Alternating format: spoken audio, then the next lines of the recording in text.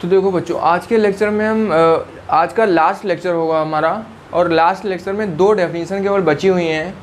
कौन सी वो दो डेफिनेशन है? एक है कोरोजन और दूसरी क्या है? रेंसिडिटी। देखो प्रीवियस लेक्चर में हम लोगों ने क्या पढ़ा था? एक्सोथर्मिक रिएक्शन क्या होता है और एंडोथर्मिक रिएक्शन क्या होता है। अगर आपने प्रीवियस लेक्चर को नहीं देखा है तो आप जाकर के देख सकते हैं, और जैसे आप सर्च करेंगे, डालेंगे एक्सोथर्मिक, तुरंत खुल के आ जाएगा एक्सोथर्मिक और एंडोथर्मिक रिएक्शन।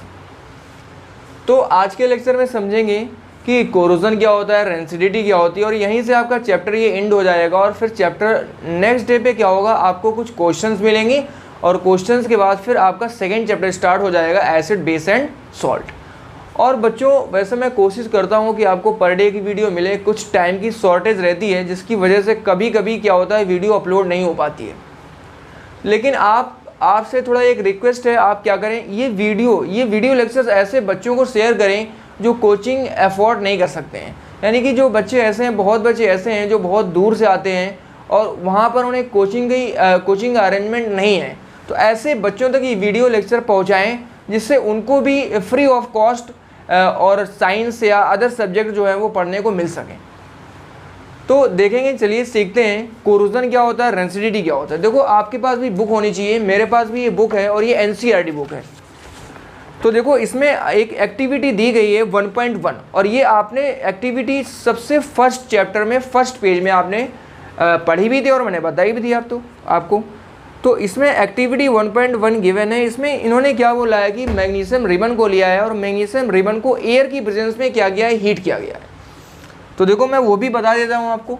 अगर इन्होंने मैग्नीशियम रिबन लिया मीन्स Mg, और इसको हीट किया इन प्रेजेंस ऑफ एयर की प्रेजेंस में अगर इसे हम हीट करेंगे मैग्नीशियम रिबन,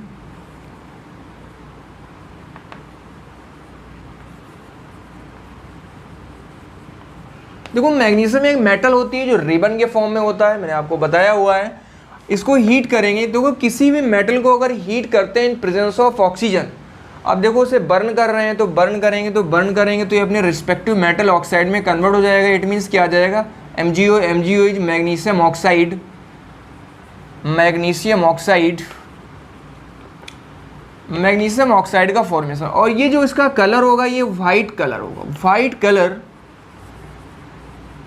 देखो जब हम मैग्नीशियम रिबन को बर्न करते हैं ये वाइट डेजलिंग फ्लेम के साथ बर्न होता है। White it produced white dazzling flame.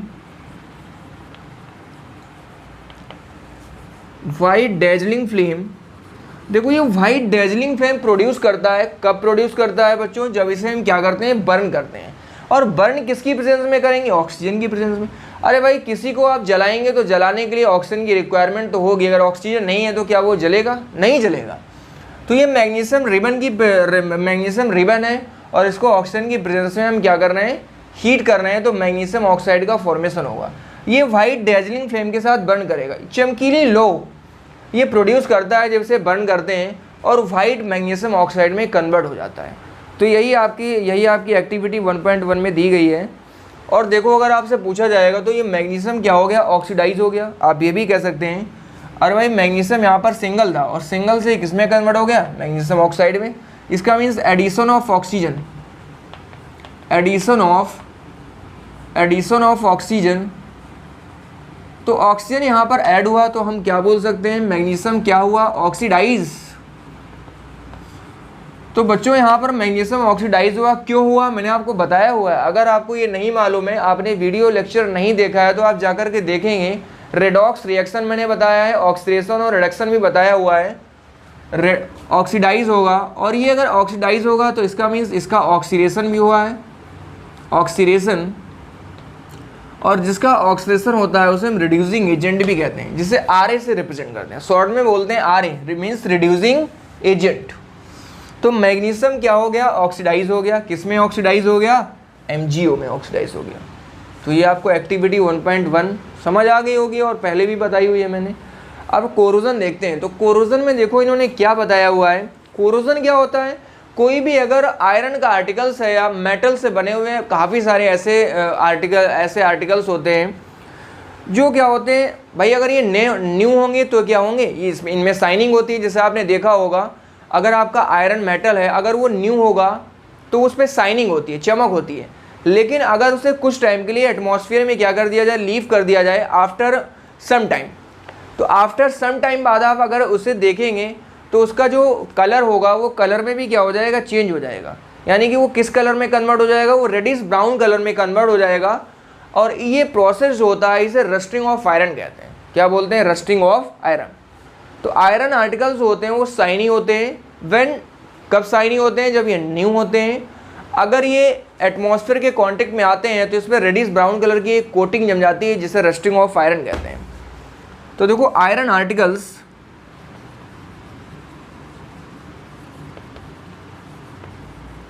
ये क्या होते हैं, न्यू होते हैं। अगर सम टाइम के लिए, after some time,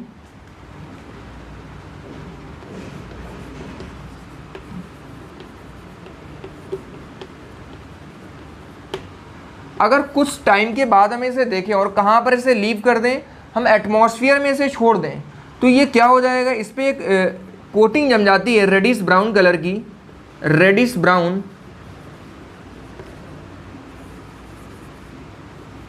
brown colour की एक कोटिंग जम जाती है जिसे हम क्या कहते हैं बच्चों, rusting of iron.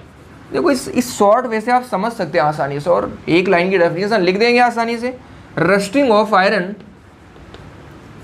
Rusting of iron. तो ये प्रोसेस हमारा क्या कहलाता है, रस्टिंग ऑफ आयरन कहलाता है। तो ये तो हो जाएगा रस्टिंग ऑफ आयरन। अगर आपसे कोरोजन पूछा जाएगा तो कोरोजन क्या बताएंगे।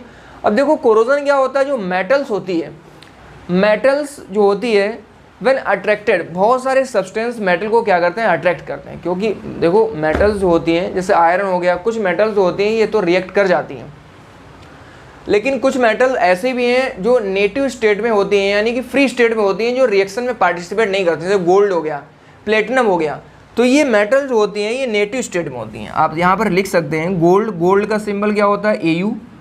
प्लेटिनम क्या होता है बच्चों, PT। ये जो मेटल्स होती हैं ये नेटिव स्टेट में पाई जाती हैं। नेटिव, या हम कह सकते हैं दूसरा वर्ड फ्री स्टेट,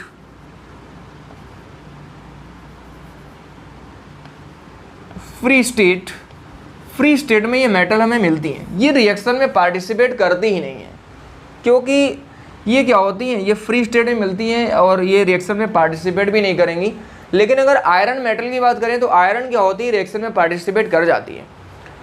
तो आयरन को, जो आयरन मेटल्स होती है, इज अट्रैक्टेड बाई सब्सटेंस, इसको बहुत सारे सब्सटेंस अट्रैक्ट किए रखते हैं अपने सराउंडिंग्स। जैसे आपके एसिड्स हो गए आपके, और मॉइस्चर हो गया। तो अगर एसिड और मॉइस्चर के कांटेक्ट में आयरन मेटल्स आती है तो होता क्या है, जो आयरन मेटल्स होती है ये कोरोड होने लगती है, और ये प्रोसेस क्या कहलाता है, कोरोजन कहलाता है। देखो अगर कोई आयरन मेटल है, मैं शॉर्ट में लिख देता हूँ corrosion.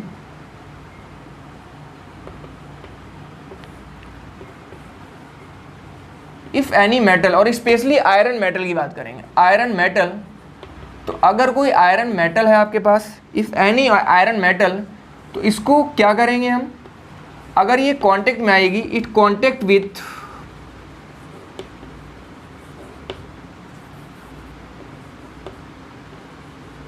Air, moisture, acid. Air, moisture और एसिड के कांटेक्ट में आती है तो इस पे तो होता क्या है, ये कोरोड होने लगती है। ये क्या होती है, कोरोड, ये कोरोड होने लगती है। और ये प्रोसेस क्या कहलाता है, कोरोजन कहलाता है। इस प्रोसेस को क्या कहते हैं, कोरोजन। ये प्रोसेस हमारा कोरोजन कहलाता है। तो यही आसान से क्या हो जाएगी, इसकी डेफिनेशन हो जाएगी, दिस प्रोसेस कॉल्ड कोरोजन। जैसे आपने देखा होगा सिल्वर, तो सिल्वर क्या होता है, अगर सिल्वर मेटल होती है, आपने देखा होगा चांदी, और सिल्वर जो होता है इसका सिंबल होता है Ag, सिल्वर का सिंबल हो जाएगा Ag, इसे बोलते हैं सिल्वर। अगर हम क्या करें, सिल्वर देखो आपने देखा होगा जनरली जो सिल्वर मेटल होती है, इसे अगर काफ़ी लॉन्ग टाइम तक छोड़ दिया जाए तो होगा क्या, सिल्वर पर एक ब्लैक कलर की कोटिंग जम जाती है। देखा होगा ना, ब्लैक कलर की कोटिंग। क्यों, क्योंकि हमारे एटमॉस्फेयर में मैनी गैसेस होती हैं, और उसमें ये किस गैस से रिएक्ट करती है वो भी आप समझ लेंगे, वो बहुत इंपॉर्टेंट पॉइंट है। ये क्या करती है, हमारे एटमॉस्फेयर में एक गैस प्रेजेंट होती है हाइड्रोजन सल्फाइड, H2S। उस H2S से ये क्या करती है, कंबाइन करती है, वैसे ये बहुत ज़्यादा रिएक्टिव मेटल नहीं होते, लेकिन ये एक प्रोसेस होता है और ये केमिकल प्रोसेस है और ये एक लॉन्ग प्रोसेस होता है। बहुत लंबे समय बाद ऐसा प्रोसेस आपको देखने को मिलेगा। ये इससे जब रिएक्ट करती है तो रिएक्ट करेगी तो देखो ये हाइड्रोजन को यहाँ से डिस्प्लेस कर देगी और फाइनली ये क्या आ जाएगा, Ag2s आ जाएगा। Ag2s और यहाँ से H2 गैस जो हो जाएगी वो क्या हो जाएगी, रिलीज हो जाएगी। इसका नेम क्या हो जाएगा, सिल्वर सल्फाइड। इसे क्या बोलेंगे, सिल्वर सल्फाइड। सिल्वर सल्फाइड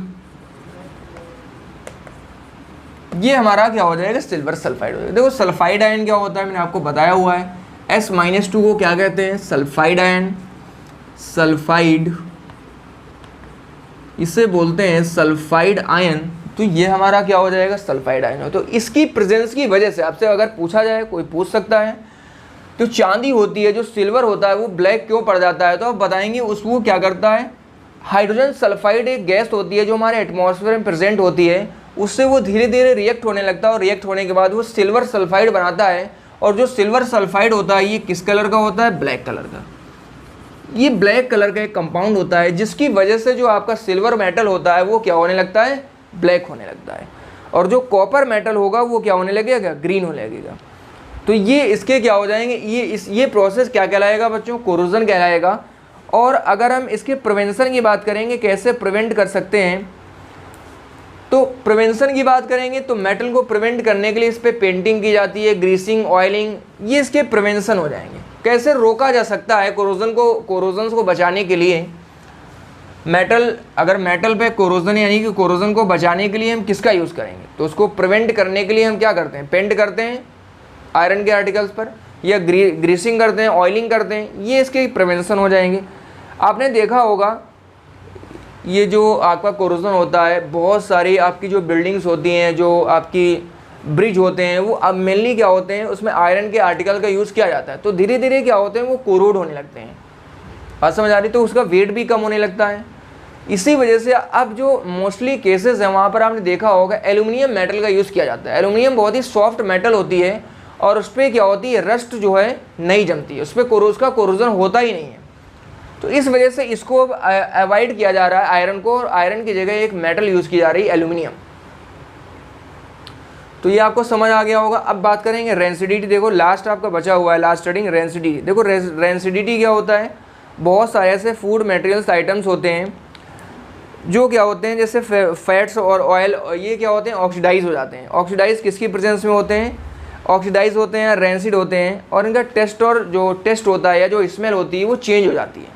आपने देखा होगा जनरली जो फूड मटेरियल्स या ऑयल कंटेनिंग फूड आइटम्स होते हैं उनका जो टेस्ट होता है और जो स्मेल होता है वो चेंज होने लगता है।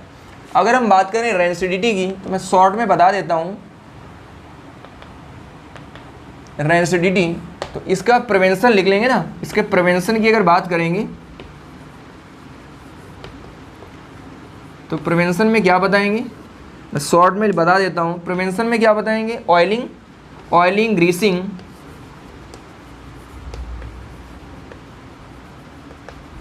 ऑयलिंग या ग्रीसिंग, और एक क्या हो जाएगा, पेंटिंग भी आप कर सकते हैं, पेंटिंग। अब देखो अगर रेंसिडिटी की बात करेंगे तो रेंसिडिटी में क्या होगा, जो ऑयल और फूड कंटेनिंग आइटम्स होते हैं, ऑयल या फिर fat containing items,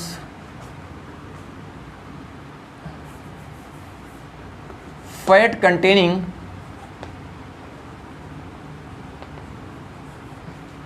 items, oil और जो फैट कंटेनिंग आइटम्स होंगे, देखो उनका जो टेस्ट होगा, जो स्मेल होगा वो चेंज होने लगेगा। टेस्ट एंड स्मेल चेंज, तो उनका टेस्ट और स्मेल चेंज होगा, यही प्रोसेस क्या कहलाता है, रेंसिडिटी कहलाता है। देखो इसका भी प्रिवेंशन होता है। आपने देखा होगा जो जनरली जो कुरकुरे और चिप्स होते हैं, आपने देखा होगा उसमें निकलते बहुत ही कम है, लेकिन उसमें एक गैस भरी जाती है, नाइट्रोजन गैस। देखो नाइट्रोजन एक इनर्ट गैस होती है, तो वो भी समझ लेंगे, एक इम्पॉर्टेंट पॉइंट है। जो नाइट्रोजन गैस होती है, नाइट्रोजन, आपको नाइट्रोजन गैस का फार्मूला मालूम होगा। नाइट्रोजन गैस का फार्मूला क्या हो जाएगा, N2। नाइट्रोजन गैस होती है वो इनर्ट होती है, इनर्ट एट रूम टेम्परेचर,